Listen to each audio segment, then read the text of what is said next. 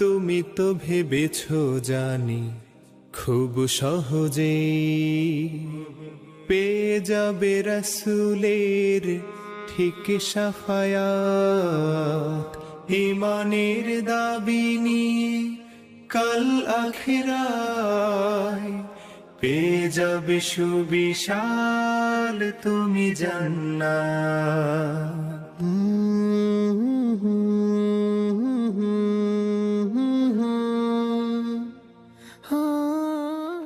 আমি বুয়েটের যে জায়গায় দাঁড়িয়ে কথা বলছি, এই বুয়েট আবরার ফাহাদ সহ অনেক শিক্ষার্থীর জন্য গর্বিত। একটি কথা শুরুতে আমি আমার মূল বক্তব্যে প্রবেশের আগে বলে রাখতে চাই, সেটা হলো বুয়েট শুধুমাত্র টেকনোলজিতে এই দেশকে নেতৃত্ব দিলেই হবে না। এই প্রতিষ্ঠান থেকেই নীতি এবং নৈতিকতা চর্চা বাংলাদেশে সবচাইতে জোরালোভাবে শুরু হতে হবে ইনশাআল্লাহ। কারণ আমাদের দেশে শিক্ষিত মানুষের যতটা অভাব, ভালো মানুষের অভাব তার চাইতে অনেক বেশি প্রকট। আমরা যখন পৃথিবীর বিভিন্ন দেশে যাই, আমাদের এই প্রিয় স্বদেশকে যখন সে সমস্ত দেশগুলোর সাথে তুলনা করি, তখন আমরা নিজেদেরকে অনেক তলানিতে দেখতে পাই। এই তলানিতে থাকার 10টি বা 5টি কারণ যদি আমরা বের করি, তার মধ্যে থেকে অন্যতম বড় কারণ হলো আমরা যারা এই দেশকে গড়বার কথা, আমরা অনেকেই আমাদের আখের গোছাবার তালে ব্যস্ত থাকি।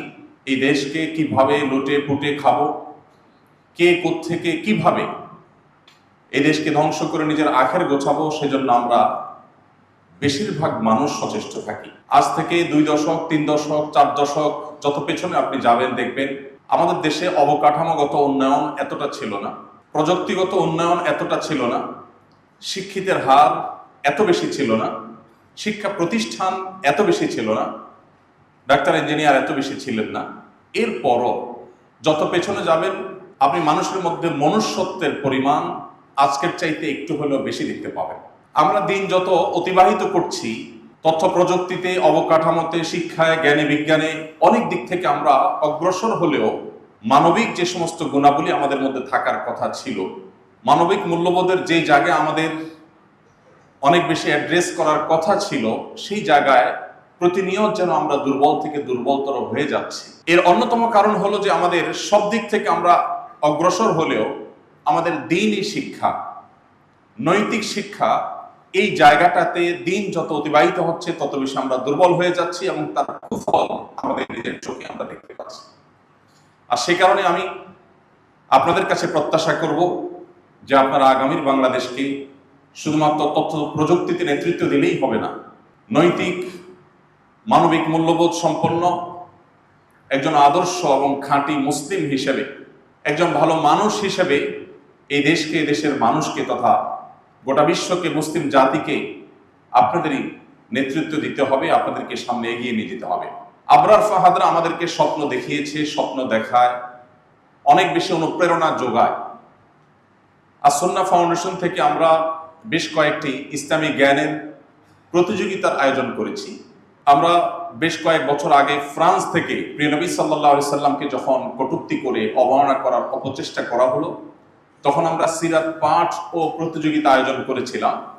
সেই প্রতিযোগিতায় আমি যদি ভুল না জেনে থাকি বা আমার যতটুকু স্মরণ হচ্ছে, সেই প্রতিযোগিতায় চ্যাম্পিয়ন হয়েছিল বুয়েটেরই একজন শিক্ষার্থী। এবং আমাদের একটি প্রতিযোগিতা এখন চলমান আছে, 15 লক্ষ টাকার পুরস্কারের বিশাল বড় বহর নিয়ে আমরা এই প্রতিযোগিতার ঘোষণা দিয়েছিলাম গত রমাদান মাসে। আগামী রমাদান মাসে এই প্রতিযোগিতাটা চূড়ান্ত পর্যায়ে ইনশাআল্লাহ পৌঁছবে। সেটি হলো কোরআনে কারীমের পাঠ ও প্রতিযোগিতা। শুধুমাত্র ওলামা একরামের তত্ত্বাবধানে কোরআনে কারীমের তর্জমাটা একটু বোঝার চেষ্টা করা, পুরো কোরআনে আল্লাহ তাআলা কি বলেছেন সেটা জানার চেষ্টা করার জন্য মানুষকে অনুপ্রাণিত করার উদ্দেশ্যে এই প্রতিযোগিতা আমরা আয়োজন করেছি। অনলাইনে আমরা পরীক্ষা নিয়ে থেকে আপনারা অনেকে জানেন, এবং সর্বশেষ ধাপ রমাদানের আগে হয়ে যাবে। আর রমাদানের শেষ সপ্তাহ, শেষ জুমাবার বাদ ফজর ইনশাআল্লাহ পুরা কোরআন থেকে কম্পিটিশন হবে। সেই কম্পিটিশনে, ফাইনাল কম্পিটিশনে যে কেউ অংশগ্রহণ করতে পারবে, এবং সেখান থেকে 3 জনকে আমরা ফাউন্ডেশনের খরচে ইনশাআল্লাহ উমরা করাবার সিদ্ধান্ত গ্রহণ করেছি। আরো বিপুল পরিমাণ পুরস্কার থাকছে। এত গল্প বলার মূল উদ্দেশ্য হলো এই কম্পিটিশনেও বেশিরভাগ ক্ষেত্রে আমরা দেখেছি যে প্রত্যেকটি ধাপেই আমাদের বুয়েটিয়ান ভাইয়েরা এমনকি বুয়েটান বোনরা আমাদের চ্যাম্পিয়নের মুকুটগুলো বেশিরভাগ ক্ষেত্রে দখল করে রেখেছে। এই একটি বিষয় দেখে আমি খুব বেশি অনুপ্রাণিত এবং আমি খুব বেশি আশাবাদী যে আমরা বাংলাদেশের সাধারণ মানুষ যারা আছি, যারা আপনাদের দিকে আমরা চেয়ে আছি, আমরা যখন পৃথিবীর বিভিন্ন দেশে যাই, প্রিয় স্বদেশটা যখন অনেক তলানিতে দেখতে পাই, তখন আমাদের অনেক কষ্ট লাগে, তখন আমাদের অনেক দুঃখ হয়। আমরা কেন এত পিছিয়ে? আমাদের দেশের মানুষ এত উদ্যমী, এত পরিশ্রমী, অন্য অনেক দেশের মানুষের মতো অলস নয়। তারপরও আমরা কেন এতটা পিছিয়ে? এই কেনর যত কারণ বের হবে, তোর মধ্যে থেকে অন্যতম বড় কারণ হলো আমাদের দেশের বেশিরভাগ মানুষ বা উল্লেখযোগ্য সংখ্যক মানুষ তারা কোনোভাবে দুর্নীতি করার সুযোগ পেলে সেই সুযোগটা তারা হাতছাড়া করতে চান না। প্রিয় স্বদেশটাকে কুরে কুরে যে যেভাবে পারেন, উল্লেখযোগ্য সংখ্যক মানুষ সেভাবে এটাকে খেয়ে শেষ করেন। আপনারা যদি নীতিনৈতিকতায় বলিয়ান হন, আপনারা যদি কোরআন এবং হাদিসের আলো আলোকিত হন, তাহলে সেক্ষেত্রে প্রিয় স্বদেশের এই অভাবটি ঘুচবে।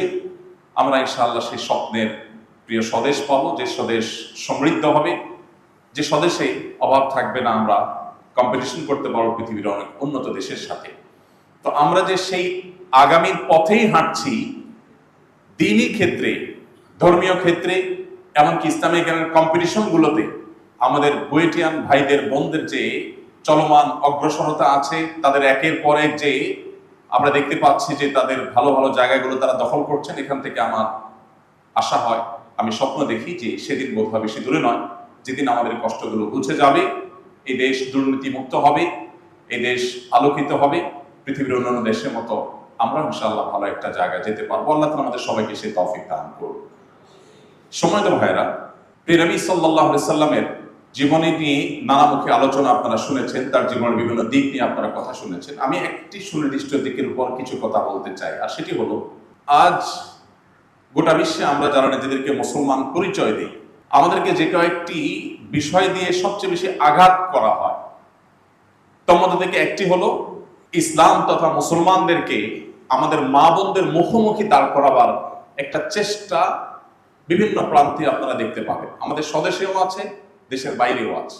আমি আজ সেজন্য প্রিয় নবী সাল্লাল্লাহু আলাইহি সাল্লামের যে অবদান আছে বিশ্ব মানবতার প্রতি, তার মধ্যে থেকে এই জায়গাটাতে ফোকাস করতে চাই, সংক্ষেপে কিছু কথা আরজ করতে চাই যে আমাদের প্রিয় নবী সাল্লাল্লাহু আলাইহি ওয়াসাল্লাম নারী মুক্তিতে তিনি কি অবদান রেখেছেন, তিনি নারী জাতিকে কোন জায়গায় পেয়েছিলেন এবং কোন জায়গায় রেখে গেছেন, আমরা শুধুমাত্র এই তুলনাটা আপনাদের সামনে আজ উপস্থাপন করতে চাই।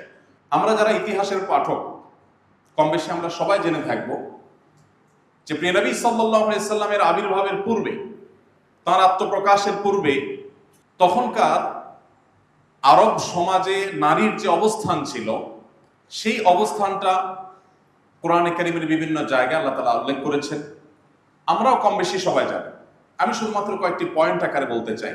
প্রিয় নবী সাল্লাল্লাহু আলাইহি সাল্লাম যেই সমাজে এসেছেন, যেই পৃথিবীতে এসেছেন, ওই পৃথিবীতে বিশেষ করে আরবদের মধ্যে একটা প্রথা ছিল যে নারী হিসেবে জন্মগ্রহণ করার কারণে বাবা মায়ের সম্পদে বা কারোর সম্পদে, স্বামী হোক, বাবা হোক, ছেলে হোক কিংবা অন্য কেউ হোক, কারোর সম্পদে নারীর কোনো প্রকার উত্তরাধিকার পাওয়ার সুযোগ ছিল না। নারীর জন্য কোনো হিস্সা রাখা ছিল না কোনো সম্পদে। এবং তখন বলা হতো যারা যুদ্ধের জন্য উপযুক্ত তারাই শুধুমাত্র পরিত্যক্ত সম্পদের ভাগ পাবে, অন্য কেউ নয়।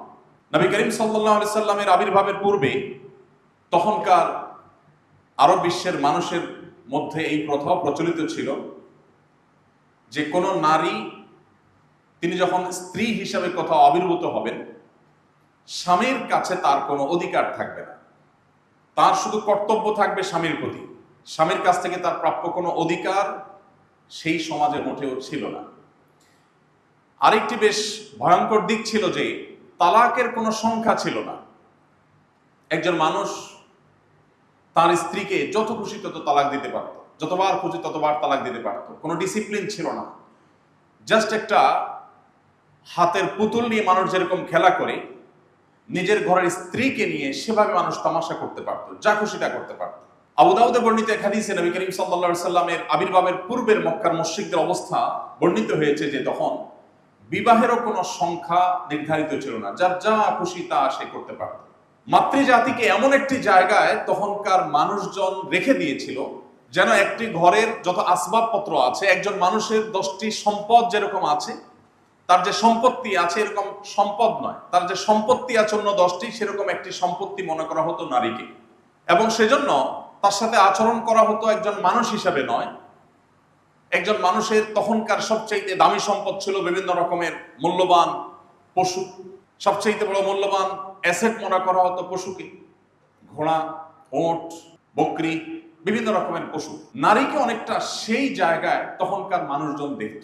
প্রিয় ভাইরা আমার, প্রিয় নবী সাল্লাল্লাহু আলাইহি সাল্লাম যে সমাজে এসেছেন সেই সমাজে মাসিক হলে একটা পর্যায়ে এসে সে নারীদেরকে গোয়ালের অন্যান্য যে সমস্ত চতুষ্পদ জন্তু ছিল, পশু ছিল, সে সমস্ত পশুদের সাথে গোয়ালে রাখা হতো অনেক সমাজে। অর্থাৎ স্বামী তার নিজের ঘরে রাখার উপযুক্ত আর তখন মনে করত না। স্বামী যখন মারা যেতেন তখন তাদেরকে অন্যত্র বিবাহ করতে বাধা দেওয়া হতো। এমন জঘন্য জঘন্য কালচার ছিল, তার সবগুলো আসলে মুখে উল্লেখ করাও কঠিন। নোংরামি এমন চরম পর্যায়ে পৌঁছেছে যে সেগুলো আসলে পাবলিক প্লেসে আজকালকার পৃথিবীতে বলাটাও কঠিন।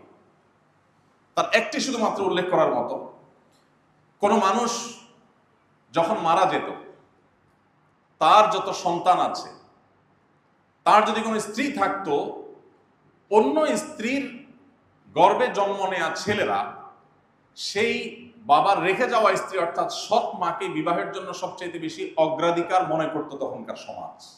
কারণ বাবা যে সমস্ত সম্পদ রেখে গেছে, সম্পত্তি রেখে গেছে, অ্যাসেট রেখে গেছে, মনে করত বাবার স্ত্রী এই সৎ মাও একটা অ্যাসেট, অতএব ছেলে যেহেতু বাবার অন্যান্য অ্যাসেটের মালিক হয়, সেই হিসাবে এটারও সে মালিক। নোংরামি কোন পর্যায়ে ছিল তার অনেকগুলো উদাহরণ আছে, যে উদাহরণ আসলে পাবলিক প্লেসে বলার মতো না। আমি এখানে থামবো। সর্বশেষ যে পয়েন্টটি বলতে চাই তা আপনাদের সবার জানা আছে। আল্লাহ রাব্বুল আলামিন কোরআনে কারিমে বলেছেন, ওয়াইযা বুশশিরা আহাদুহুম বিল উনসা যাল্লা ওয়াজহুহু মুসওয়াদ্দান ওয়া হুয়া কাযীম ইয়াতাওয়ারা মিনাল কওম মিন সুই মা বুশশিরা বিহি। আল্লাহ সুবহানাহু ওয়া তাআলা বলেছেন, যখন কাউকে বলা হতো যে তোমার কন্যা সন্তান হয়েছে, এই সংবাদ শোনা মাত্র তার মুখ কালো হয়ে যেত এবং সে লুকোচুরি করতে থাকতো, লোকচক্ষুর আড়ালে যাওয়ার চেষ্টা করতো, মানুষের সামনে লোকালয়ে আসতে চাইতো না। কেন? কারণ তার কন্যা হয়েছে, এই লজ্জা সে মুখ লুকাতে চাইত। আল্লাহ রাব্বুল আলামিন কোরআনে কারিমে বলেছেন, ওয়াইদাল মাউউদাতু সুইলাত বিআইয়ি যামবিন কুতিলাত। বারবার এই সূরা আমরা তেলাওয়াত করি, নামাজে শুনি, পাঠ করি। সেই তখনকার বর্বরতার চিত্র কোরআনে আল্লাহ রাব্বুল উল্লেখ করে বলেছেন, তোমরা স্মরণ করো সেই কিয়ামতের কথা, যেদিন অপরাধী বাবাকে জিজ্ঞাসা করা হবে যে তোমার কন্যাকে যে তুমি জীবন্ত পুঁতে ফেলেছিলে, কবরে পুঁতে ফেলেছিলে জীবন্ত কন্যাকে, মিথ্যা প্রলোভন দিয়ে কবর খুঁড়ে সেই কবরের পাড় থেকে নিজের কন্যাকে নিজে হাতে ধাক্কা দিয়ে ফেলে দিয়ে মাটি চাপা দিয়ে মেরে ফেলেছিলে। কি অপরাধ ছিল সে মেয়ের? এই জবাব দিতে বাধ্য করা হবে যখন অপরাধী পিতাকে তোমরা স্মরণ করো সেই দিনের কথা। প্রিয় নবী সাল্লাল্লাহু আলাইহি সাল্লাম যে সমাজে এসেছেন সেই সমাজের নারীর অবস্থা ছিল এমন। হয়তো আর অনেক দীর্ঘ আলোচনা করা যেত, কিন্তু আমি এখানে শেষ করছি।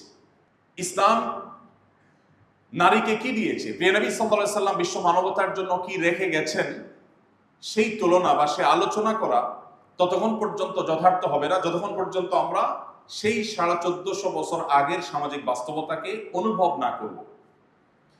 একটি কথা আমি প্রায় বলার চেষ্টা করি, আজ 2024 বিশ্বের যে কোনো প্রান্ত থেকে নারী অধিকার নিয়ে কথা বলা, এটা অনেক ক্ষেত্রে ফ্যাশনের মতো একটা ব্যাপার। এটা একটা ভাবসাবের একটা ব্যাপার। এটা বললে আপনি সামাজিক সিম্প্যাথি পাবেন, অনেকের কাছে আপনি ভালো একটা অবস্থান পাবেন, পত্রিকাগুলো, মিডিয়াগুলো আপনাকে কাভারেজ দিবে, আপনাকে সবাই বাহবা দিবে, বিশ্বের বড় বড় এম্বাসিগুলো আপনাকে সেদে সেদে অনেক প্রজেক্টের ফাইল আপনার থেকে ডেকে নিয়ে পাশ করে দিবে, আপনার বাজেটের কোনো অভাব হবে না। প্রিয় নবী সাল্লাল্লাহু আলাইহি সাল্লাম যখন নারী মুক্তি নিয়ে কাজ করেছেন তখন বিশ্বের বাস্তবতা ছিল সম্পূর্ণ এর বিপরীতে। তো আজকের পৃথিবীতে নারীর অধিকার নিয়ে কথা বলাটা সেফ জোনে থেকে বরং অনেকটা এই ইস্যুতে কথা বলাটা এটা আমাদের জন্য বেশ রিল্যাক্সের একটা ব্যাপার। নবী করিম সাল্লাল্লাহু আলাইহি সাল্লাম যখন নারীদেরকে তাদের প্রতি যে অপমান অপদস্থ চাপিয়ে দেওয়া হয়েছিল, তাদের প্রতি জুলুম এবং অবিচারের যে চরম সীমায় পৌঁছেছিল মানবতা, ঠিক তখন তিনি নারীদের জন্য কি দিয়ে গেছেন। এই কথাগুলো এই জন্য বলা যে আজও মুসলিমদেরকে এই কথা শুনতে হয় যে ইসলাম নারীদেরকে নাকি কোণঠাসা করে রেখেছে। এখনো আমাদেরকে সেই সমস্ত গালি শুনতে হয় যেগুলোর বিরুদ্ধে সবচেয়ে বেশি সংগ্রাম আমরা করেছি, আমাদের বাপদাদারা করেছেন, পূর্বপুরুষরা করে গেছে। আমি শুধুমাত্র কয়েকটি নজির আপনাদের সামনে উপস্থাপন করতে চাই যে এই নবী করিম সাল্লাল্লাহু আলাইহি ওয়াসাল্লাম তখনকার সমাজের নারীর যে অবস্থান ছিল সেখান থেকে তুলে তিনি ঠিক কোথায় রেখে গেছেন। সর্বপ্রথম যদি আমরা দেখি কোরআনের দিকে, তো আমরা দেখব যে পুরো কোরআন জুড়ে আল্লাহ রাব্বুল আলামিন নারীদেরকে নিয়ে এত বেশি সতর্ক করেছেন পুরুষ জাতিকে বা সমাজের সবাইকে, যে আলাদা করে পুরুষদের ব্যাপারে এর সিকি ভাগ আলোচনাও হয়নি। নবী করিম সাল্লাল্লাহু আলাইহি সাল্লামের হাতে সর্বপ্রথম ইসলাম গ্রহণ করেছেন একজন নারী, খাদিজা রাদিয়াল্লাহু তাআলা আনহা। ইসলামের জন্য অনেকেই জীবন দিয়েছেন, কিন্তু সর্বপ্রথম যিনি জীবন দিয়েছেন তিনি ছিলেন একজন নারী, সুমাইয়া রাদিয়াল্লাহু তাআলা আনহা। শুরু হয়েছে নারীকে দিয়ে। আবার প্রিয় নবী সাল্লাল্লাহু আলাইহি সাল্লামের জীবনের শেষ ওসিয়তগুলোর একটি ছিল ফাস্তাউসু বিন-নিসাই খায়রা, তোমরা নারীদের ব্যাপারে আমার কাছ থেকে, নবী সাল্লাল্লাহু আলাইহি সাল্লাম বলেছেন যে তার কাছ থেকে যেন উপদেশ গ্রহণ করি, আমরা ওসিয়ত গ্রহণ করি। তিনি নারীদের সাথে সদ্ব্যবহার করতে, সদাচরণ করতে আমাদেরকে সতর্ক করে গেছেন। শুরু হয়েছে একজন নারীর ইসলাম গ্রহণ দিয়ে। আর নবী সাল্লাল্লাহু আলাইহি সাল্লাম যখন পৃথিবী থেকে বিদায় নেন তখনও তিনি নারীর অধিকারের কথা বলতে বলতে নারীর প্রতি একজন পুরুষ হিসাবে, সমাজের একজন সদস্য হিসাবে আমরা দায়িত্বশীল আচরণ যেন করি, সেজন্য তিনি বলেছেন ফাস্তাউসু বিন-নিসাই খায়রা। প্রিয় ভাইরা, আপনি যদি কোরআনের পাতা করেন আপনি দেখবেন কোরআন আমাদেরকে বলেছে ওয়াশিরুহুন্না বিল মারুফ, তোমরা নারীদের সাথে, পুরুষদেরকে আল্লাহ তাআলা নির্দেশ করছেন, স্বামীদেরকে আল্লাহ নির্দেশ করছেন তাদের সাথে সদাচরণ করো, সুন্দরভাবে জীবনযাপন করো, অসুন্দরভাবে খারাপভাবে তাদের সাথে জীবনযাপন করবে না। আল্লাহ রাব্বুল আলামিন বলছেন ওয়ালাহুন্না মিসলুল্লাযী আলাইহিন্না, মেয়েদের উপর কর্তব্য যেমন আছে তাদের অধিকারও আছে। অতএব তোমরা যারা তাদের কর্তব্যগুলো নিয়ে খুব বেশি সজাগ, তাদের অধিকারগুলোর ব্যাপারেও তোমরা সজাগ থাকবে, তাদের প্রাপ্য রয়েছে। আল্লাহ রাব্বুল আলামিন কোরআনে বলেছেন ফালা তা'দুলুহুন, কোন নারীর যখন স্বামী মারা যায় তখন তিনি বা তালাক প্রাপ্ত হন, তখন তিনি অন্যত্র বিবাহ বসতে গেলে, অন্য কারোর সাথে বিবাহ করতে গেলে তাকে তোমরা বাধা সৃষ্টি করবে না। দুর্ভাগ্যজনক বাস্তবতা হলো যে আজও আমাদের সমাজে কোন তালাক প্রাপ্ত নারী বা কোনো বিধবা নারী অন্যত্র বিবাহ তার হতে গেলে সমাজে নানা রকম কটু কথা বলার লোক এখনো আছে।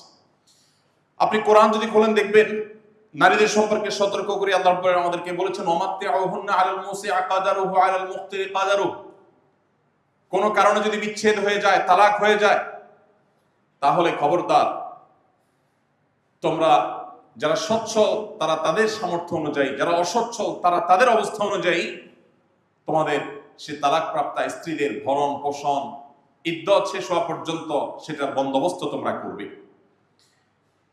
আল্লাহ রাব্বুল আলামিন আরো নির্দেশ করেছেন আমাদেরকে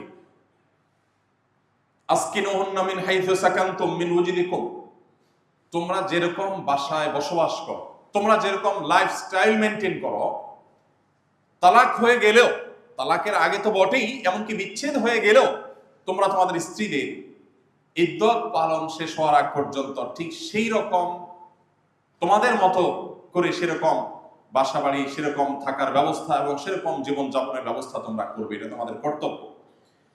আল্লাহ সুবহানাহু ওয়া তাআলা আরো বলেছেন ওয়ালা তুদাররুহুন্না লিতুদাইয়িকু আলাইহিন্না, মেয়েদের সিদ্ধান্ত গ্রহণ করবার যে স্বাধীনতা শরীয়ত তাদেরকে দিয়েছে সেখানে কোনো প্রকার সংকীর্ণতা তোমরা সৃষ্টি করবে না। আল্লাহ রাব্বুল আলামিন আরো বলেছেন ওয়া আতুন নিসা সাদাকাতিহিন্না নিহলা, বিবাহের পর তোমরা মেয়েদের মহর সন্তুষ্ট চিত্তে তাদের প্রাপ্য অধিকার হিসাবে আদায় করে দিবে। আল্লাহ রাব্বুল আলামিন আরো বলেছেন ওয়া আতুহুম মিন মালিল্লাহিল্লাযী আতাকুম, আল্লাহ তাআলা তোমাদেরকে যে সম্পদ দিয়েছেন সেখান থেকে তাদেরকে তাদের প্রাপ্য সম্পদ বুঝিয়ে দাও। আল্লাহ সুবহানাহু ওয়া তাআলা বলেছেন হুন্না লিবাসুল লাকুম ওয়া আনতুম লিবাসুল লাহুম। শুধু তাদের উপরে চাপালে হবে না, তারা যেরকম তোমাদের জন্য পোশাক তুললো তোমরাও তাদের জন্য পোশাক তুললো। আল্লাহ তাআলা আরো বলেছেন ফালা তাবগু আলাইহিন্না সাবিলা, তোমাদের স্ত্রীদের ব্যাপারে তাদের বিরুদ্ধে কোন প্রকার ক্ষতি সাধন করবার জন্য, তাদের অধিকার খর্ব করার জন্য কোন পথ অনুসন্ধান করার চেষ্টা তোমরা করতে যাবে না। আল্লাহ তাআলা বলেছেন লা ইয়াহিল্লু লাকুম আন তারিথুন নিসা কারহা, কোন নারীর পরিত্যক্ত সম্পদ জবরদখল করা, ভাই হয়ে বোনের সম্পদ মেরে দেওয়া, স্বামী হয়ে স্ত্রীর সম্পদে দখলদারিত্ব প্রতিষ্ঠা করা, খবরদার এই কাজটি তোমরা কেউ করতে যাবে না। আল্লাহ সুবহানাহু ওয়া তাআলা বলেছেন লা তা'দুলুহুন্না লিতাযহাবু বিবা'দি মা আতাইতুমুহুন, তোমরা স্ত্রীকে মোহর হিসেবে যা দিয়েছো বা উপহার উপঢৌকন হিসেবে যা দিয়েছো, তাদের প্রাপ্য অধিকার হিসেবে যা দিয়েছো, ছলে বলে কৌশলে সেটা নেওয়ার জন্য ফন্দি ফিকির আবার করতে যাবে না। আল্লাহ রাব্বুল আলামিন বলেছেন ফাইমসাকুম বিমারুফ আও তাসরিহুম বিইহসান, সংসার করতে হলে সুন্দরভাবে ভদ্রলোকের মতো তাদের সাথে সুন্দর আচরণ করে সংসার করবে, অথবা বিচ্ছেদ করতে চাইলে সেটাও সুন্দরতম উপায়ে তোমাকে শরীয়ত সম্মত ভাবে কোন প্রকার অনিষ্ট করা ছাড়া, দুরাচরণ করা ছাড়া সেটি করতে হবে।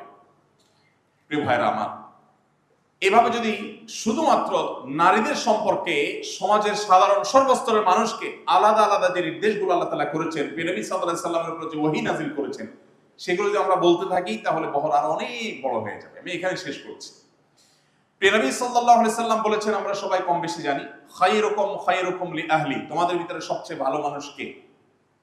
আমি একটা কথা প্রায় বলি, আমাদের দেশে চারিত্রিক সনদপত্র দেওয়ার জন্য অথরিটি হলো আমাদের জনপ্রতিনিধিরা, আমাদের কমিশনার, মেম্বার সাহেব, চেয়ারম্যান সাহেবরা আমাদের চারিত্রিক সনদ দেন। অথচ আমাদের নামে মামলা মোকদ্দমা আছে কিনা, আমাদের বিরুদ্ধে কোনো অভিযোগ আছে কিনা, গোয়েন্দা সংস্থার কোনো তথ্য আছে কিনা, বা সামাজিক কোনো অপরাধের কোনো তথ্য, কোনো রেকর্ড আছে কিনা, এগুলো বড়জোর তারা বলতে পারে। নবী সাল্লাল্লাহু আলাইহি সাল্লামের এই হাদিসের দিকে তাকালে আমরা দেখি যে না, চারিত্রিক সনদপত্র দেওয়ার অধিকার বা রাইট আসলে সবচেয়ে বেশি হলো স্ত্রী। নবী সাল্লাল্লাহু আলাইহি সাল্লাম বলেছেন খায়রুকুম খায়রুকুম লি আহলি, তোমাদের মধ্যে সবচেয়ে ভালো মানুষ সে যে তার স্ত্রীর কাছে ভালো। অর্থাৎ কোন পুরুষ যদি বুক টান টান করে এই কথা বলার সৎ সাহস রাখে যে আমার স্ত্রী আমাকে এজ এ মানুষ, ভালো মানুষ, এই কথার সার্টিফিকেট দিবে, স্বীকৃতি দিবে, সে পুরুষ আল্লাহর কাছেও ভালো, আল্লাহ রাসূলের কাছেও ভালো, মুসলিম হিসেবেও ভালো। আর যদি এই কথা বলার মতো বুকের সাহস না থাকে, তাহলে সেক্ষেত্রে তার ভালো মানুষ নিয়ে যথেষ্ট সন্দেহ আছে। আমরা অনেকেই বাহিরে ভালো, কিন্তু আমাদের বাসাবাড়ির চোহর দিতে আমরা অনেকে কিন্তু ভালো না। আমি এই জন্য প্রায় বলার চেষ্টা করি, যারা বিবাহিত আছেন তারা বাসায় গিয়ে মিসেসকে জিজ্ঞাসা করবেন যে নবী করিম সাল্লাল্লাহু আলাইহি সাল্লাম বলেছেন সবচেয়ে ভালো তোমার কাছে যদি হতে পারে তাহলে নাকি আসলে আমি ভালো। অ্যাকচুয়ালি আমার অবস্থানটা তোমার কাছে কি, আমি মানুষটা কেমন, এটা জিজ্ঞেস করলে উত্তরে যদি আপনি হাসি পান, রিপ্লাইতে যদি হাসি পান, তাহলে বুঝবেন যে অবস্থা খারাপ। কারণ আপনার স্ত্রী যদি আপনাকে এর উত্তরে হেসে দেন, তাহলে তার মিনিং হবে যে তুমি মানুষ কেমন এটা জিজ্ঞাসা করতে আসছ। এর উত্তর দিয়ে আমি আবার কোনটার সম্মুখীন হই। আর যদি আপনার ভেতর বলে যে না, আমার স্ত্রী আমার অগোচরে অন্যদের কাছেও আমাকে নিয়ে তার শত অভিযোগ থাকতে পারে, কিন্তু দিন শেষে আমাকে সে ভালো মানুষের স্বীকৃতি দিবে, এই স্বীকৃতি যদি আপনি পেতে পারেন তাহলে আপনি আল্লাহর কাছেও ভালো। নবী সাল্লাল্লাহু আলাইহি সাল্লাম এখানে শেষে বলছেন ইন্টারেস্টিং কথা, তার নিজের একান্ত ব্যক্তিগত তথ্য তিনি বলছেন ওয়া আনা খায়রুকুম লি আহলি, তোমাদের সবাই নিজের স্ত্রীর কাছে যতটা ভালো হতে পারো আমি আমার স্ত্রীদের কাছে সবচাইতে ভালো। তোমাদের মধ্যে স্ত্রীদের কাছে সবচাইতে ক্লিন ইমেজের মানুষ আমি নবী সাল্লাল্লাহু আলাইহি ওয়াসাল্লাম, তার কথা তিনি বলেছেন। প্রিয় ভাইরা আমার, নবী সাল্লাল্লাহু আলাইহি ওয়াসাল্লামের আপনারা জানেন তার অনেক স্ত্রী ছিল। একজন স্ত্রীরই মন জয় করতে আমাদের অবস্থা খারাপ হয়ে যায়, সেখানে এতজন স্ত্রী ছিল। আপনি সিরাত গ্রন্থগুলো যদি অধ্যয়ন করেন, খোলেন, পড়েন, দেখবেন এমনকি অমুসলিমদের লেখা নবী সাল্লাল্লাহু আলাইহি ওয়াসাল্লামের জীবন চরিত্র যদি আপনি পড়েন, আপনি বিস্মিত না হয়ে পারবেন না। তার ব্যাপারে তার কোনো স্ত্রীর বিন্দু মাত্র কোনো অনুযোগ, কোনো অভিযোগ, কখনো কোনো নেতিবাচক মন্তব্য বা অপ্রাপ্তির কোনো কথা আপনি দেখাতে পারবেন না। তিনি কোনোদিন কোনো নারীর গায়ে হাত তোলেননি। বদর যুদ্ধের, উহুদ যুদ্ধের একটা ঘটনা এক সাহাবীকে নবী করিম সাল্লাল্লাহু আলাইহি সাল্লাম তার তরবারি দিয়েছিলেন, যাও শত্রু পক্ষের সঙ্গে লড়াইয়ে লিপ্ত হও। নবী করিম সাল্লাল্লাহু আলাইহি সাল্লামের তরবারি দেওয়াটা ছিল তার জন্য একটা অনুপ্রেরণা, যে নবীজি তার তরবারি আমাকে দিয়েছেন। তিনি অতিরিক্ত শক্তি এবং অতিরিক্ত সাহস তিনি অনুভব করছিলেন। যখন তিনি লড়াই করছিলেন উহুদ যুদ্ধের একটা পর্যায়ে আমরা জানি যে মুসলমানরা বেশ কোণঠাসা ছিলেন। ঠিক ওই সময়টাতে তিনি দেখতে পেলেন যে দূর থেকে কোনো একজন মানুষ মুসলিমদেরই কোনো একজন সদস্যকে হত্যা করবার পর তার বুক কেটে তার কলিজা বের করে চিবাচ্ছে, এরকম একটা দৃশ্য তিনি দূর থেকে অনুভব করতে পেরে অত্যন্ত ক্রোধান্বিত হয়ে সেই তরবারি নিয়ে দৌড়াতে গেলেন। কাছে গিয়ে দেখলেন যে এই জঘন্য নৃশংস হত্যাকাণ্ডের পর এই নৃশংস কাজটি যিনি করছেন সেই মরা লাশের সাথে তিনি একজন মহিলা, আবু সুফিয়ানের স্ত্রী হিন্দা। নবী করিম সাল্লাল্লাহু আলাইহি সাল্লামের তরবারি হাতে থাকা সেই সাহাবী চাইলেই তখন তার গর্দান উড়িয়ে দিতে পারেন, কিন্তু তখন সাথে সাথে তিনি থেমে গেলেন এই জন্য যে তিনি পরে বর্ণনা করছেন যে আমি যখন দেখলাম এই অপরাধ সংগঠনকারিণী একজন নারী, আমি ভাবলাম আমার নিজের তরবারি দিয়ে তাকে আঘাত করতে পারতাম। আমার যে নবীজি সাল্লাল্লাহু আলাইহি সাল্লাম কোনো নারীকে কখনো আঘাত করেনি, তার এই তরবারি দিয়ে এই নারী যত অপরাধী হোক নবীজির তরবারি দিয়ে আঘাত এটা আমি করব না, আমার বিবেক সায় দেয়নি। সেই তরবারি প্রবার জায়গায় রেখে তিনি ফেরত চলে আসলেন। প্রিয় ভাইরা আমার, সেই নবী সাল্লাল্লাহু আলাইহি সাল্লামের আনিত দ্বীনকে যখন আমাদের মা বোনদের মুখোমুখি দাঁড় করানো হয়, তখন মুসলিম হিসাবে আমাদের নতুন করে জানার তাগাদা অনুভব হয়, প্রয়োজন হয় যে নারীকে ইসলাম কি দিয়েছে, প্রিয় নবী সাল্লাল্লাহু আলাইহি সাল্লাম কোথায় রেখে গেছে। প্রিয় ভাইরা আমার, নবী করিম সাল্লাল্লাহু আলাইহি সাল্লাম তাকে জিজ্ঞাসা করা হয়েছিল আপনার কাছে সবচেয়ে প্রিয় মানুষকে, মনুষ্য জগতের সদস্যদের মধ্যে সবচেয়ে প্রিয় লোকটা আপনার কাছে কে? তিনি তাও একজন নারীর কথা বলেছেন, আয়েশা রাদিয়াল্লাহু তাআলা আনহা। তিনি বলেছেন আমার কাছে দুটো জিনিস প্রিয়, তার একটি হলো সালাত নামাজ, আরেকটি হলো সুগন্ধি, আরেকটা হলো তিনটি জিনিস, আরেকটি হলো নারী। এই নারী প্রিয় হওয়ার মানে হলো বাবা এবং মায়ের মধ্যে আমি মাকে প্রায়োরিটি দেই, ভাই এবং বোনকে স্নেহ করার ক্ষেত্রে আমি বোনকে স্নেহ করাটাকে অগ্রাধিকার দেই, ছেলে এবং মেয়ের ক্ষেত্রে মমতা স্নেহের ক্ষেত্রে আমি মেয়েকে অগ্রাধিকার দেই। সব ক্ষেত্রে নারীকে অগ্রাধিকার দেওয়াটা আমার ভালো লাগার মতো একটা বিষয়। প্রিয় ভাইয়ের আমার, নবী করিম সাল্লাল্লাহু আলাইহি সাল্লাম সেই জাহিলি সমাজের বুকের উপর দাঁড়িয়ে নারীকে তার জীবন সঙ্গী নির্বাচনের শতভাগ অধিকার দিয়েছে। ইসলামী শরিয়ার দৃষ্টিকোণ থেকে কোন নারী তার জীবন সঙ্গী হিসাবে কাকে গ্রহণ করবেন না করবেন এটা একান্তই তার ব্যক্তিগত ব্যাপার। এমনকি ওই নারীর জন্মদাতা বাবা মার জন্য এই রাইট ইসলাম রাখে নাই যে তারা তাকে বাধ্য করবেন অমুককে তোমার বিবাহ করতে হবে, এই অধিকার ইসলাম বাবা মাকেও দেয়।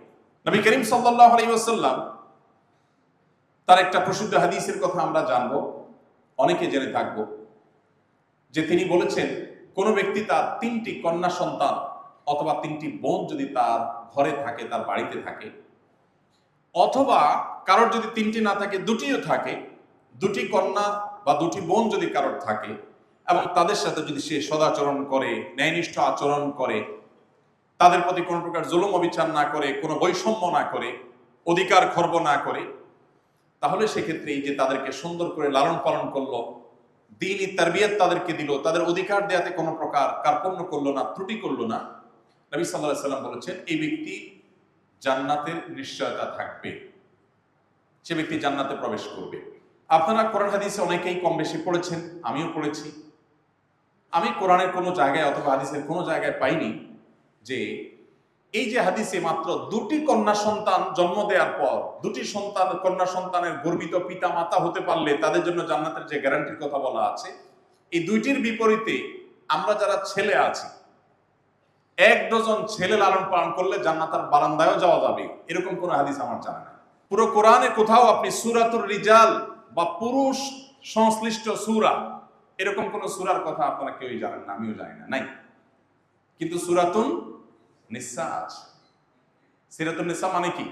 নারী সংশ্লিষ্ট সূরা, এবং এই সূরাটা কোরআনের সবচেয়ে বড় সূরাগুলোর একটি, বহু পৃষ্ঠাব্যাপী, দীর্ঘ আয়তনের সূরা, শুধু এই সূরাই নয়, সূরা তালাক, সূরা তাহরিম, মেয়েদের বিধিবিধানগুলোকে বর্ণনা করার জন্য আল্লাহ তাআলা আরো কয়েকটি সূরা সুনির্দিষ্ট করে রেখেছেন।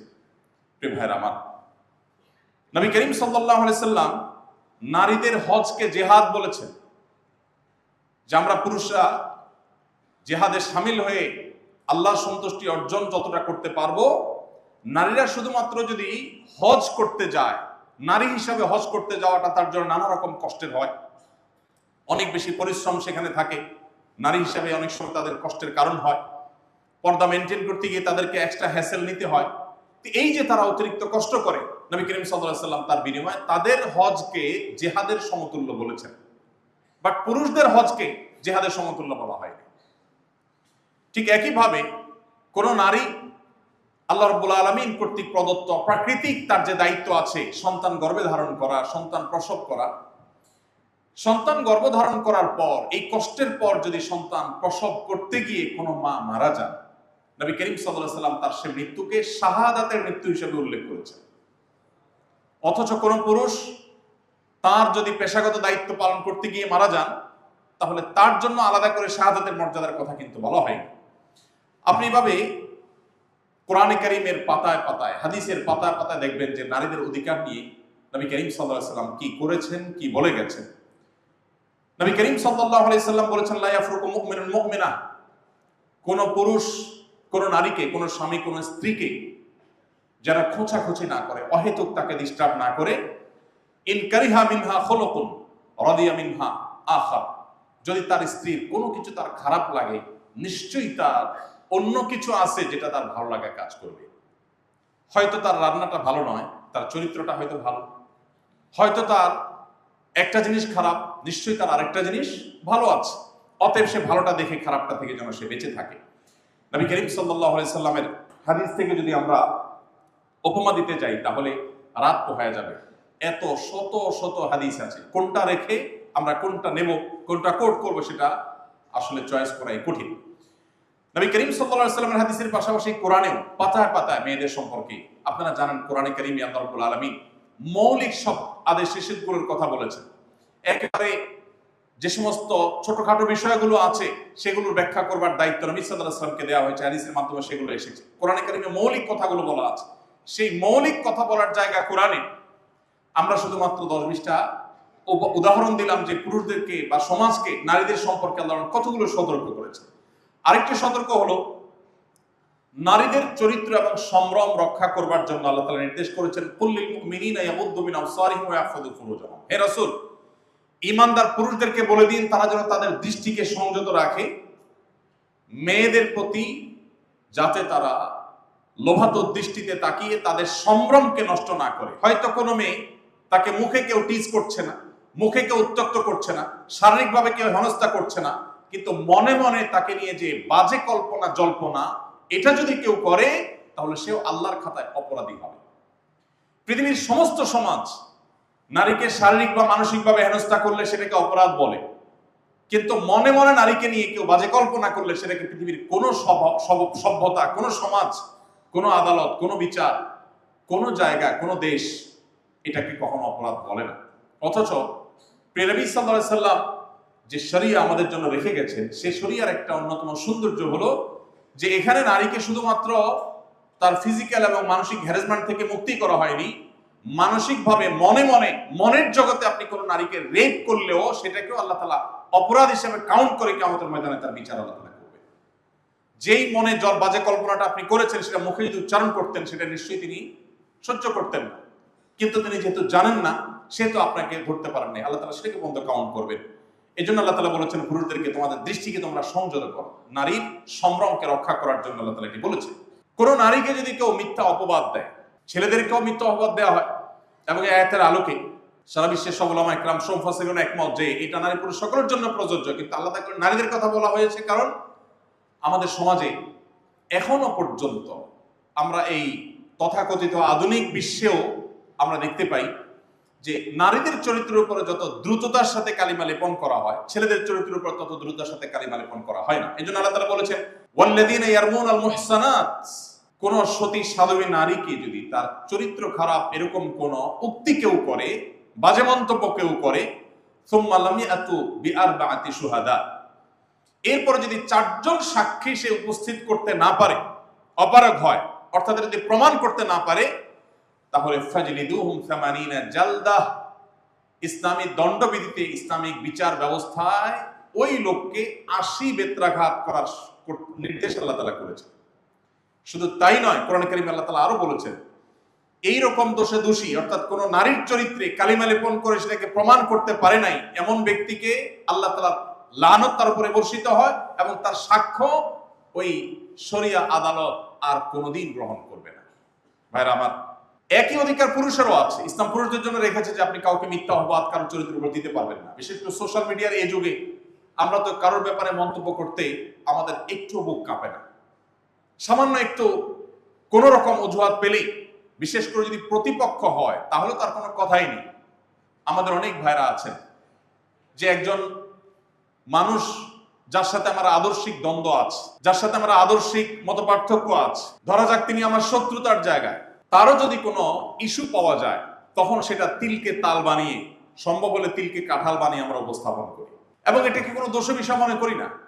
অথচ একজন ইমানদার, আল্লাহর সামনে তাকে দাঁড়াতে হবে, তিনি তার সেই জবাবদিহিতার বোধ থেকে তিনি কখনো কারোর প্রতি অবিচার করতে পারেন না। কোরআনে কারীমে আল্লাহ তাআলা বলেছেন, ওয়ালা ইয়াজরিমান্নাকুম শানাআনু কওমিন আল্লা তা'দিলু ই'দিলু হুয়া আকরাবু লিত-তাকওয়া, তোমার শত্রুর সাথে তুমি শত্রুতা বশত জুলুম করবার অধিকার আল্লাহ তাআলা তোমাকে দেন নাই। তোমার শত্রু হতে পারে কেউ, প্রতিপক্ষ হতে পারে কেউ, তার প্রতিও আল্লাহ তাআলার নির্দেশ হলো তুমি ইনসাফ করবে, সেক্ষেত্রে তুমি অবিচার করবে না।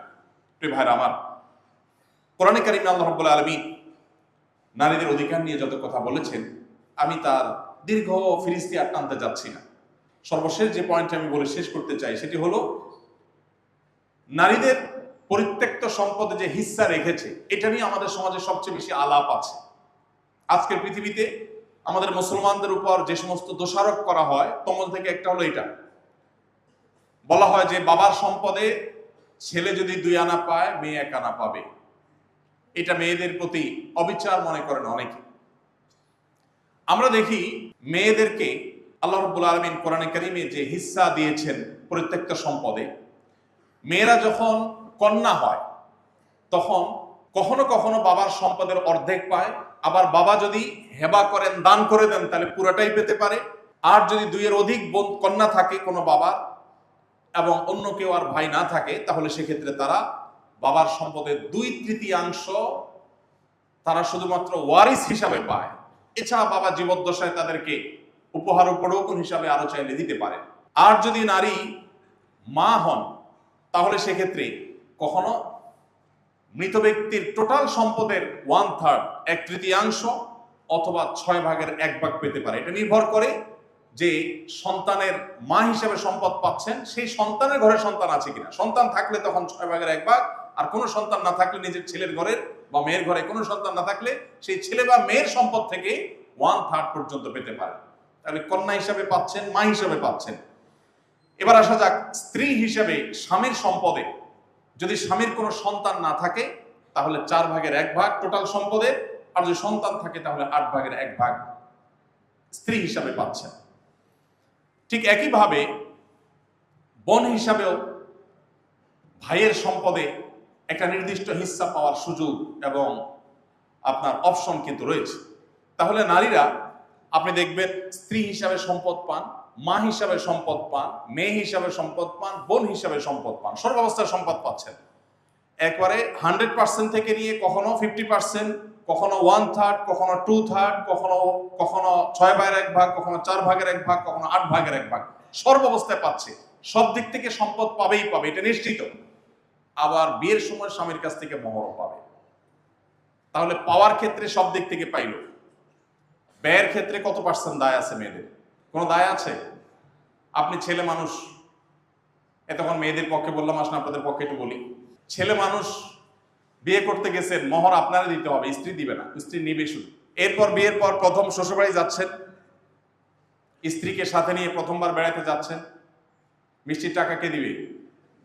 স্বামী। শরিয়ার নির্দেশ, এটা বাধ্য, বাউন্ড, স্বামী দিবে, স্ত্রী না। আবার শ্বশুরবাড়ি থেকে নিজের বাড়িতে ব্যাক করছেন, তখন ফলমূল মিষ্টি যাই কিনেন, এটা বিলও কে দিবে? স্বামী দিবে। তাহলে ব্যয়ের ক্ষেত্রে 16 আনা হলো ছেলে, আর আয়ের ক্ষেত্রে সব জায়গা থেকে আয়ের অপশন আছে কার? মেয়ে। এখন আপনি ছেলে হিসাবে প্রাপ্তবয়স্ক যখন হয়ে গেছেন, বাবার হোটেলে তারপরও খান, ভার্সিটিতে পড়েন, বাবা টাকা পয়সা পাঠায়, এটা তো বোনাস হিসেবে পাচ্ছেন। কোনো বাবা যদি বলেন যে দেখো বাবা তুমি প্রাপ্তবয়স্ক হয়ে গেছো, শরিয়ার দৃষ্টিকোণ থেকে বালেগ হয়ে গেছো, এখন আল্লাহ আমাকে বাধ্য করে নাই তোমার ভরণ পোষণ দেওয়া, অতএব তোমার চরকায় তুমি তেল দাও, এটা যদি কোনো বাবা বলতে চান তাহলে বলতে পারেন, সে রাইট তার আছে। যদিও বেশিরভাগ বাবাই বলেন না, আলহামদুলিল্লাহ, তাদের নৈতিক দায়িত্ব থেকে তারা এটা করেন। তো বাবার সম্পদে আপনি যতক্ষণ অপ্রাপ্তবয়স্ক ততক্ষণ পর্যন্ত ভাগ পাচ্ছেন, ভরণ পোষণ পাচ্ছেন, ভাগযোগ্য পরের কথা। প্রাপ্তবয়স্ক হয়ে গেলে বাবার হোটেলে খাবারের অধিকারটুকু আপনার নাই। কিন্তু মেয়ের কতদিন আছে? যতদিন বিয়ে না হয় ততদিন। বিয়ে হয়ে গেলে কার? স্বামী। স্বামী মারা গেলে হয় ছেলের, নইলে ভাই, নয় আবার বাবা। কোনো না কোনো ভাবে কোনো না কোনো পুরুষের উপরে তার দায়িত্ব শরীয়ত বর্তাইছে যে হ্যাঁ কেউ না কেউ নিতে হবে। তাহলে ছেলে নিজের চরকায় তেল দিতে হচ্ছে প্রাপ্তবয়স্ক হওয়া থেকে নিয়ে। এরপরে এই বেচারা বিয়ের পরে স্ত্রীর দায়িত্ব, ছেলে মেয়ের দায়িত্ব, মা বাবার দায়িত্ব, সব দিক থেকে দায়িত্ব তার। কিন্তু সে বাবার সম্পদে যদি 2 টাকা পায়, আর মেয়েকে যদি সব জায়গা থেকে খরচের ব্যাপারে দায় মুক্তি দেওয়া হয়, এমনকি তার অন্যের খরচ তো দূরের কথা, নিজের সরকার তেলটাও তার দেওয়া না লাগে, অর্থাৎ নিজের ভরণ পোষণটাও নিজে যদি জোগাড় করা না লাগে, এরপর তার যদি 1 টাকা দেওয়া হয়, তার প্রতি কি অবিচার করা হয়েছে না সুবিচার করা হয়েছে? শুধু সুবিচার। নারী হিসাবে তারে বরং অতিরিক্ত দেওয়া হয়েছে। কিন্তু আপনি আমাদের দেশে প্রায় শুনবেন যে এক শ্রেণীর মানুষ এটা নিয়ে খুব জোরে সোরে কথা বলে যে নারীকে বাবা মার সম্পদে সমান অধিকার দিতে হবে। ইসলাম সমান অধিকারের কথা বলে না, সরি, ইসলাম ন্যায্য অধিকারের কথা বলে। ইসলাম কখনো সমান অধিকার মেয়েদেরকে দিতে বলে না, ইসলাম বলে ন্যায্য অধিকার দাও। ন্যায্য অধিকার দিতেই কখনো সমান দিতে হয়, কখনো বেশি দিতে হয়, কখনো কম দিতে হয়। আপনার 2টা ছেলে আছে, একটা বয়স 10 আর একটা বয়স 20। সমান অধিকার যদি দিতে যান তাহলে জামা কেনার সময় দুইজনের জন্য একই সাইজের জামা কেনা লাগবে। আর যদি ন্যায্য অধিকার দিতে চান তাহলে যার জন্য যেটা অ্যাপ্রোপ্রিয়েট হবে তার জন্য সেই সাইজের জামা কিনবেন। ইসলাম ন্যায্য অধিকার দিতে বলে, সমান অধিকারের কথা বলে না। সমান অধিকার শুনতে অনেক চমকপ্রদ শোনা যায়, কিন্তু এটা বস্তাপচা সস্তা, অন্তঃসার শূন্য, বাস্তবতা বিবর্জিত। আপনার 2টি ছেলে আছে, একটার গায়ে জ্বর এসেছে 102, আরেকটার গায়ে এখনো জ্বর নাই। সমান অধিকারের দাবি হলো 2জনকে ঠাসায় নাপা খাওয়াবেন, আর ন্যায্য অধিকারের দাবি হলো একজনকে কুসুম গরম পানি দিবেন, আরেকজনকে শীতল ঠান্ডা পানি দিবেন। এখন কি ন্যায্য অধিকার দিবেন না সমান অধিকার দিবেন, সিদ্ধান্ত আপনার। ভাইরা আমার, মুসলমানদের উপরে যে আঘাত করা হয় সে আঘাতগুলো একদিক থেকে না, চতুর্দিক থেকে। আপনারা জানেন আমাদের দেশে একটা বিশেষ শ্রেণী মানুষ আছে, আর দেশের বাইরে তো আছেই, আমাদের মুসলমানদেরকে এমন ভাবে ট্রিট করা হয় যেন আমরা মুসলমানরা দুনিয়ার সমস্ত অশান্তির জন্য দায় আমাদের, আমরা সব অশান্তিকামী, আমরা সব উগ্র, আমরা সব সকল সমস্যার মূল। অথচ আপনি পৃথিবীর যেদিকে চোখ মেলবেন, পৃথিবীর পূর্ব থেকে পশ্চিম, উত্তর থেকে দক্ষিণ, যেদিকে তাকাবেন দেখবেন অস্ত্রের নিচে, বোমের নিচে শুধু মুসলমানের চেহারাই আছে।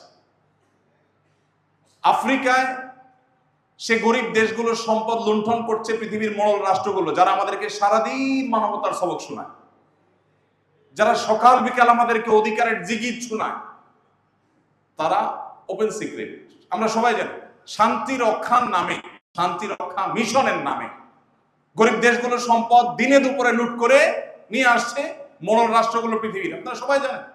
এবং যেখানে জুলুম চলছে, যেখানে যুদ্ধ চলছে, সেখানে আপনি দেখবেন অস্ত্রের নিচে, বোমের নিচে মুসলমান না। সেটা ফিলিস্তিন বলেন, সেটা কাশ্মীর বলেন, সেটা বার্মা বলেন, সেটা সিরিয়া বলেন, সেটা ইরাক বলেন, সেটা আফ্রিকা বলেন, যেখানেই তাকাবেন, যেদিকেই যাবেন দেখবেন যে নির্যাতিত মানুষটি মুসলমান। এরপরও বলা হবে পৃথিবীর অশান্তি সৃষ্টিকারী উগ্র জঙ্গি কারা?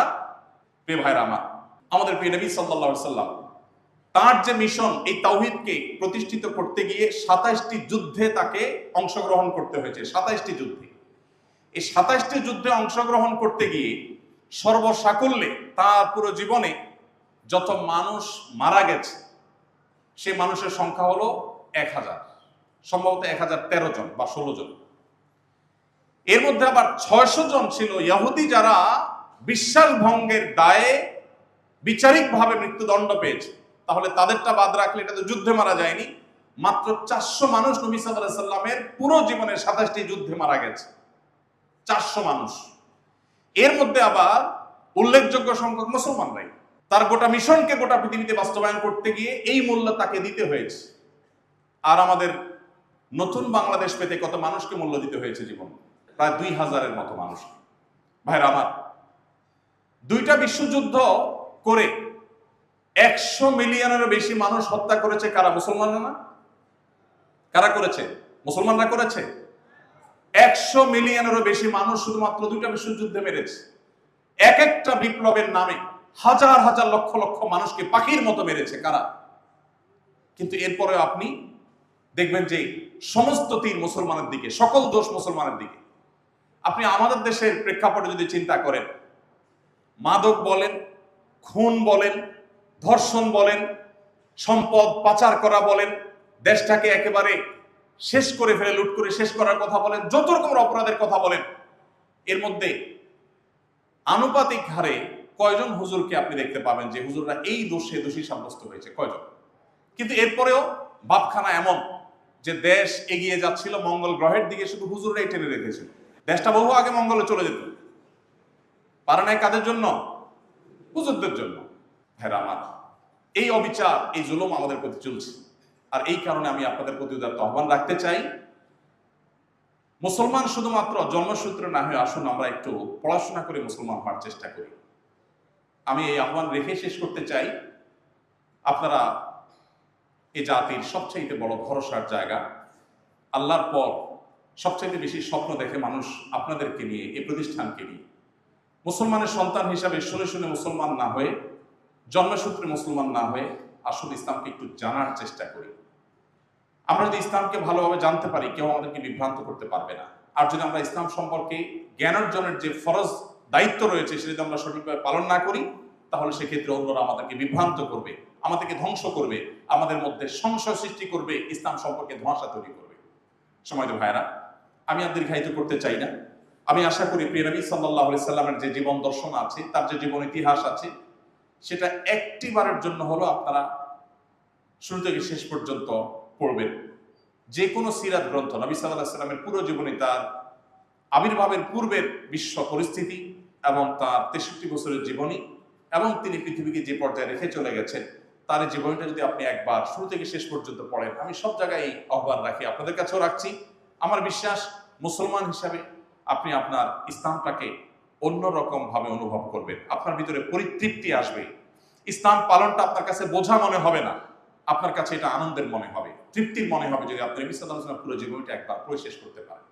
শুধুমাত্র একটি সিরাত আয়োজনের মধ্য দিয়ে সীমাবদ্ধ থাকলে আমাদের হবে না। আমাদেরকে নবী সাল্লাল্লাহু আলাইহি ওয়াসাল্লামের সিরাত পাঠ করতে হবে, পুনর্পাঠ করতে হবে, বারবার পাঠ করতে হবে, একাধিক সিরাত গ্রন্থ পাঠ করতে হবে।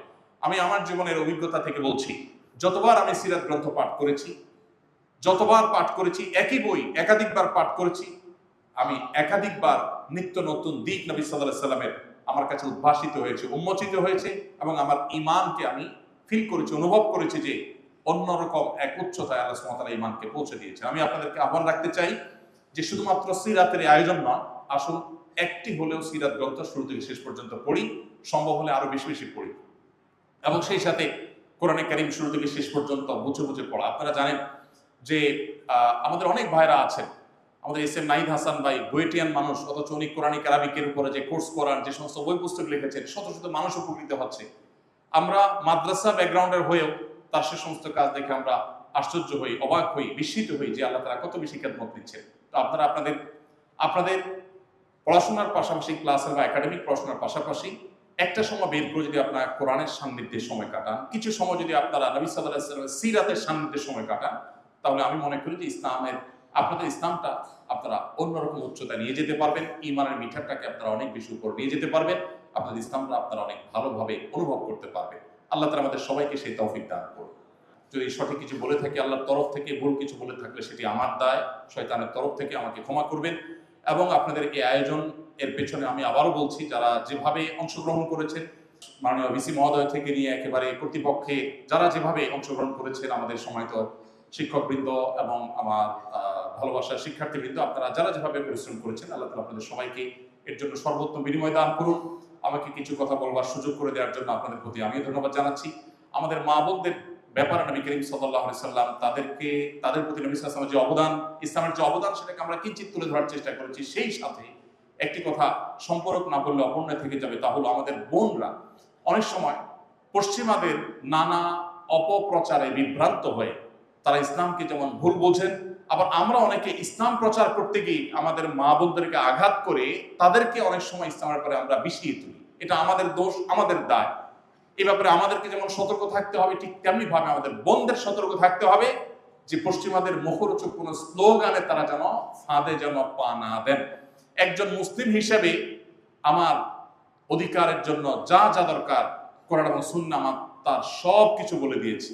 পশ্চিমাদের কাছ থেকে ধার করে কোনো কিছু নেওয়ার প্রয়োজন নেই। একটা কথা আমি প্রায় সময় বলি, তাদের কাছ থেকে জ্ঞান, বিজ্ঞান, তথ্য, প্রযুক্তি যেই কোনো ভালো দিক আছে সেগুলো আমরা গ্রহণ করব, কিন্তু তাদের কালচারকে অন্ধের মতো করে আমাদের সমাজে আনার কোনো কারণ থাকতে পারে না। আমরা তথ্য প্রযুক্তিতে, জ্ঞানে, বিজ্ঞানে, অবকাঠামোতে তাদের চাইতে যদি 200 বছর পিছিয়ে থাকি, পারিবারিক ব্যবস্থাপনায় আমরা তাদের চাইতে 300 বছর এগিয়ে আছি ইনশাআল্লাহ।